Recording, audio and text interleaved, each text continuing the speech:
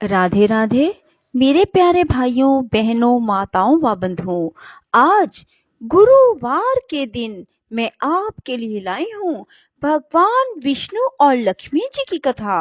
बंधुओं, गुरुवार के दिन भगवान विष्णु और लक्ष्मी जी की इस कथा को सुनने मात्र से भगवान विष्णु की आपको असीम कृपा प्राप्त होगी। बंधुओं, माँ लक्ष्मी आपके यहाँ स्थायी रूप में वास करेंगी। बंधुओं, वीडियो को पूरी सुने ताकि आपको पूरी विष्णु लक्ष्मी जी की कथा सुनने से पूर्ण फल की प्राप्ति हो सके। बंधुओं, यदि आपने हमारे चैनल को अब तक सब्सक्राइब नहीं किया तो जरूर करें और बेल आइकन दबाना ना भूलें ताकि आपको हमारी आने वाली सभी वीडियोस की जानकारी सबसे पहले हो सके। बंधुओं, वीडियो को पूरी सुनने के बाद कमेंट बॉक्स में जय विष्णु भगवान, जय माँ लक्ष्मी जरूर लिखें। बोलो विष्णु भगवान की जय हो, लक्ष्मी माता की जय हो।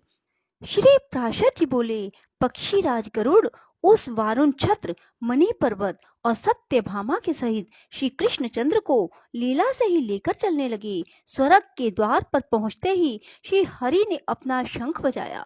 उसका शब्द सुनते ही देवगण अधरे लेकर भगवान के समक्ष उपस्थित हुए। देवताओं से पूजित होकर श्री कृष्णचंद्र जी ने देव माता अदिति के श्वेत मेघ शिखर के समान ग्रह में जाकर उनका दर्शन किया। तब श्री जनार्दन ने इंद्र के साथ देव माता को प्रणाम कर उसके अति उत्तम कुंडल दिए और उसे नरक वध का वृत्तांत सुनाया। तदंतर जगन माता अदिति ने प्रसन्नता पूर्वक तन्मय होकर जगत धाता श्री हरि की अव्यग्र भाव से स्तुति की। अदिति बोली, हे कमल नयन, हे भक्तों को अभय करने वाले, हे सनातन स्वरूप, हे सर्व आत्मन, हे भूत स्वरूप, हे भूत भावन, आपको नमस्कार है। हे मन बुद्धि और इंद्रियों के रचिता, हे गुण स्वरूप, हे त्रिगुणातीत, हे निद्वंद, हे शुद्ध तत्व, हे अंतर्यामिन, आपको नमस्कार है। हे नाथ, आप श्वेत शीघ्र आदि संपूर्ण कल्पनाओं से रहित हैं, जन्म आदि विकारों से पृथक हैं तथा स्वपन आदि अवस्था त्रय से परे हैं। आपको नमस्कार है।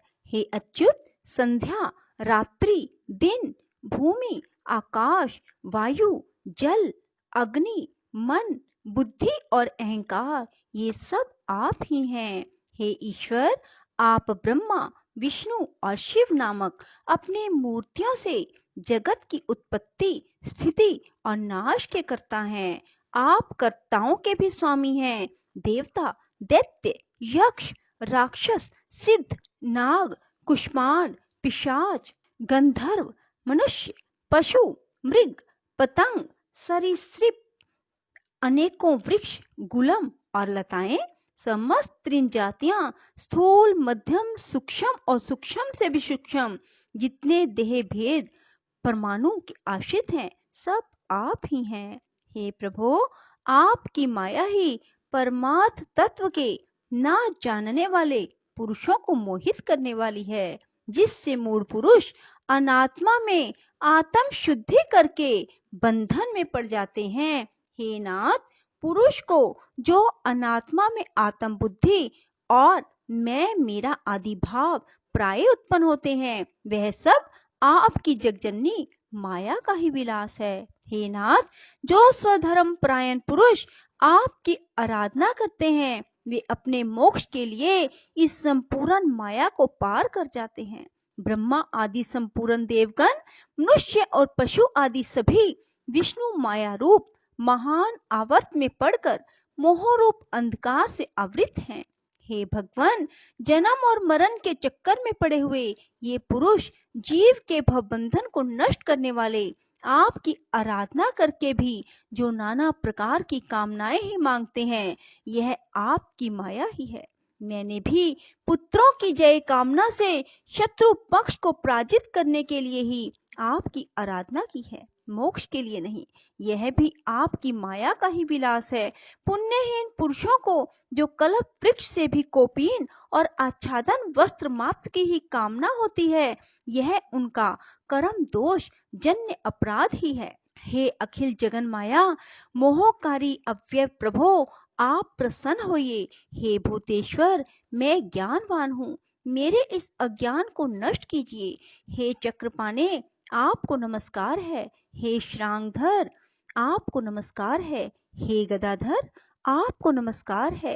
हे शंखपाणे, हे विष्णु, आपको बारंबार नमस्कार है। मैं स्थूल चिन्हों से प्रतीत होने वाले आपके इस रूप को ही देखती हूँ, आपके वास्तविक पर स्वरूप को मैं नहीं जानती। हे परमेश्वर, आप प्रसन्न होइए। श्री प्राशर जी बोले। अदिति द्वारा इस प्रकार स्तुति किए जाने पर भगवान विष्णु देव माता से हंसकर बोले, हे देवी, तुम तो हमारी माता हो, तुम प्रसन्न होकर हमें वरदायिनी हो। अदिति बोली, हे पुरुष सिंह, तुम्हारी इच्छा पूर्ण हो, तुम मृत्युलोक में संपूर्ण सुर असुरों से अजय होगे। श्री प्राशर जी बोले, तदंतर शक्र पत्नी शची के सहित कृष्ण प्रिया सत्यभामा ने अदिति को पुनः पुनः प्रणाम करके कहा, माता आप प्रसन्न होइए। अदिति बोली, हे सुंदर भृक्टी वाली, मेरी कृपा से तुझे कभी वृद्ध अवस्था या विरूपता व्याप्त ना होगी। हे आनंदित अंगी, तेरा नवयौवन सदा स्थिर रहेगा। श्री प्राशर जी बोले, तदंतर अदिति की आज्ञा से देवराज ने अत्यंत आदर सत्कार के साथ श्री कृष्णचंद्र का पूजन किया, किंतु कल्प वृक्ष के पुष्पों से अलंकृता इंद्राणी ने सत्यभामा को मानुषी समझकर वे पुष्प ना दिए। हे साधु श्रेष्ठ, तदंतर सत्यभामा के सहित श्री कृष्णचंद्र ने भी देवताओं के नंदन आदि मनोहर उद्यानों को देखा। वहां पर केशी निषूदन जगन्नाथ श्री कृष्ण ने सुगंध पूर्ण मंजरी पुंजधारी नित्य आह्लादकारी और ताम्रवर्ण बाल पत्तों से सुशोभित अमृत मंथन के समय प्रकट हुआ सुनहरी छाल वाला पारिजात वृक्ष देखा।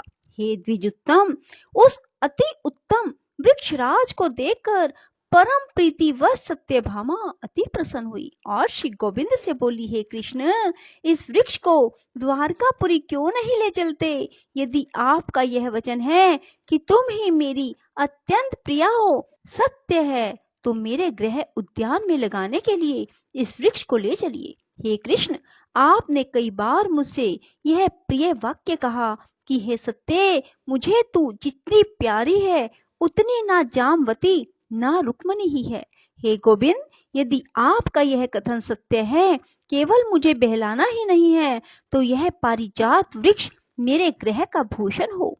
मेरी इच्छा है कि मैं अपने केश कलापों में पारिजात पुष्प गूंथ कर आपकी अन्य पत्नियों में सुशोभित हूँ। श्री प्राशर जी बोले, सत्यभामा के इस प्रकार कहने पर श्री हरि ने हंसते हुए उस पारिजात वृक्ष को गरुड़ पर रख लिया। तब नंदन वन के रक्षकों ने कहा, हे गोविंद, देवराज इंद्र की पत्नी जो महारानी शची है, यह पारिजात वृक्ष उनकी संपत्ति है, आप इसका हरण ना कीजिए। क्षीर समुद्र से उत्पन्न होने के अनंतर यह देवराज को दिया गया था। फिर हे महाभाग, देवराज ने कुतूहलवश इसे अपनी महिषी शची देवी को दे दिया है। समुद्र मंथन के समय शची को विभूषित करने के लिए ही देवताओं ने इसे उत्पन्न किया था। इसे लेकर आप कुशल पूर्वक नहीं जा सकेंगे। देवराज भी जिसका मुंह देखते रहते हैं, उस शची की संपत्ति इस पारिजात की इच्छा आप मूर्ता से करते हैं।